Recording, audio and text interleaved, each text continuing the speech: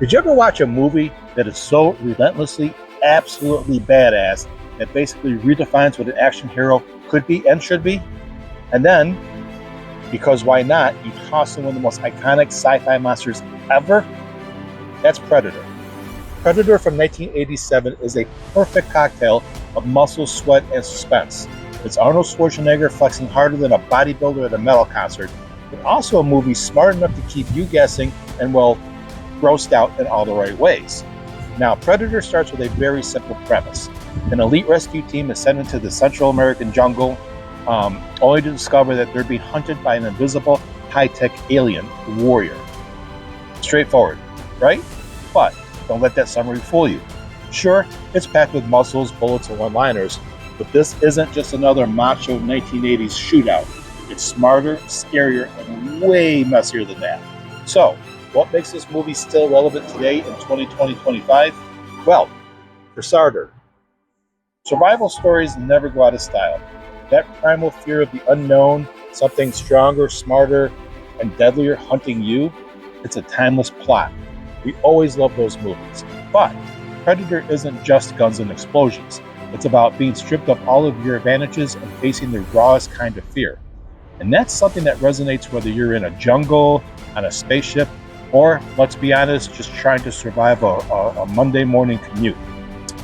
Let's start off with the cast. First with the cast, we got, of course, Arnold Schwarzenegger. Here he was at his peak. I don't just mean physically, but, and his charisma. His character, Dutch, isn't just some meathead. He's a leader, he's a thinker, he's the kind of guy you want in your corner when things go sideways. And his squad, forget it. They're all legends. We got Carl Weathers bringing the Apollo Creed energy. We got Jesse the Body Ventura dropping one-liners like he's auditioning for the WWF. We got Bill Duke, who stares into your soul so hard you'll confess to crimes you didn't even commit. The lineup of tough guys who somehow each managed to stand out. Even Franco Columbo has a bit part in it, as he did in quite a few of the Arnold Schwarzenegger movies. But let's talk about the Predator itself. This thing was a game changer. The iconic design, the dreadlocks, the mandibles, the thermal vision, this was the stuff of nightmares. And here's a little known fact. The original Predator design looked nothing like what we got now. At first, the monster was basically a tall, goofy-looking lizard in a bright red suit.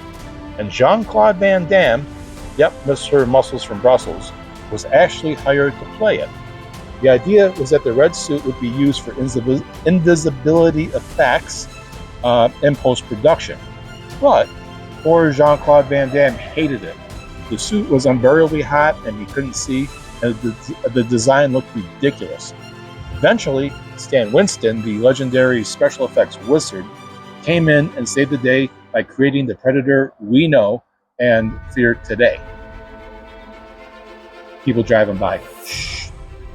And speaking of hot suits, Kevin Peter Hall, the 7'4" actor who ended up playing the Predator, he had it rough. The jungle in Puerto Vallarta, Mexico was already humid and brutal, and now imagine being stuck inside a 200-pound rubber suit with no ventilation. Hall basically roasted alive between takes, but you'd never know it watching the movie. He gave the Predator this eerie, deliberate movement style that made the creature feel calculating and terrifying instead of just another monster in a rubber suit. Excuse me. Now, the jungle itself is practically another character in the film. Soda drink. The jungle had, thick foliage, it was filtering heat, there was buzzing insects. You could feel the claustrophobia pressing in on you. The environment is part of what makes Predator so effective. There's nowhere to run, nowhere to hide. Every shadow could conceal danger, and the film milks that for all it's worth. But Predator isn't just action and suspense. It's surprisingly funny in that very 80s testosterone-soaked way. Jesse Ventura has one of the most famous lines, "I ain't got time to bleed," which, let's be honest, is both nonsensical and the most hardcore thing you could possibly say while bleeding. And of course, Arnold drops the immortal, "If it bleeds, we can kill it." This line is so perfect, it's basically the mission statement of every action movie since. Short, punchy, and endlessly quotable. Airplanes, cool. Here's another Easter egg. When Dutch covers himself in mud to hide from the Predator's thermal vision, that wasn't just a clever script choice. They actually tested this. Mud does mask heat signatures, but only for a very short time. So in real life, Dutch would have been toast within minutes. But hey, movie magic, right? Behind the scenes, John McTiernan was still a relatively, new, fresh director. And Predator was only his second big film, and yet he nailed it. His pacing is tight, the suspense is razor sharp, and he somehow he balanced spectacle with genuine character moments.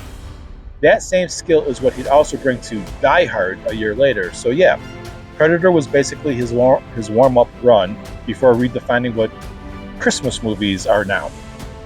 The special effects are still impressive. The Predator's cloaking effect was a brilliant bit of practical ingenuity. They basically put a guy in a shiny red suit and filmed him against the jungle. Then they used visual trickery to create that distorted shimmer. There was no CGI overload, just clever filmmaking. And that's why it still works today. Practical effects age way better than outdated computer graphics. Now, let's talk about cultural impact. Predator has influenced everything from Halo to Metal Gear Solid to Fortnite. Yep, I said Fortnite. You can literally play as the Predator and hunt people online while flossing. Something I don't think Arnold actually envisioned back in '87, but that just shows how deeply this movie is embedded itself into pop culture. Speaking of sequels and spin-offs, oh boy. Alright, Predator spawned an entire franchise. We have Predator 2, Predators, The Predator, Prey, not to mention the Alien vs. Predator crossovers. Some of those are great, some of them are, well, they exist. But that first film set the bar so high, every sequel has been chasing it ever since. So here's something that keeps Predator relevant. It's one of the rare 80s action flicks that doesn't feel like a parody of itself. Sure, it's macho, it's over the top, it's also self-aware. Enough to wink at the audience. It knows the muscles are ridiculous, it knows the one-liners are absurd, and instead of trying to be gritty realism, it embraces the spectacle. That's why it holds up where a lot of other action movies from that era just felt dated.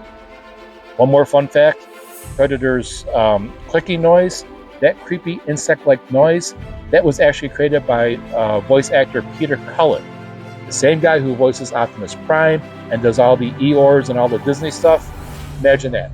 The leader of the Autobots also moonlights as one of the most terrifying alien hunters in movie history. Predator, Eeyore, Optimus Prime, that's range, people. That's range. Anyhow, here's another little Easter egg for you sharp-eyed fans. When the Predator sets his self-destruct at the end, the symbols on his wrist computer are actually numbers in the Predator's own language, but they correspond to real numbers in Earth math. The effects team used LED counters flipped sideways to make it look more alien. So yeah, the Predator is not only scary, but he's basically got a calculator strapped to his arm. So, sorry about all that rambling. So, is Predator still relevant today? That's the whole point of this. Absolutely. Because it isn't just an action movie, it's survival horror, it's sci-fi, it's a war film that's even got a touch of satire about masculinity. The cocktail still hits hard almost 40 years later. Yes, some elements feel dated, the macho posturing, the over-the-top muscles, but Predator leans into these cliches so hard they come full circle or become iconic. Watching it today feels less like a relic and more like a reminder of when movies weren't afraid to be bold, weird, and larger than life. So in the end, Predator is a masterclass in tension, spectacle, and monster design. It gives us an alien that was as intelligent as it was terrifying. It gives us one-liners that will outlive all of us. And it gives us the image of Arnold covered in mud, screaming into the jungle like some primal warrior, which is honestly cinema at its purest. So, if you've never watched Predator all the way through, do yourself a favor. Grab some popcorn, turn down the lights, and get ready for a jungle hunt that's as thrilling now as it was back in 1987. Because I want you to remember one thing: when it comes to hunting, sometimes the hunter becomes the hunted.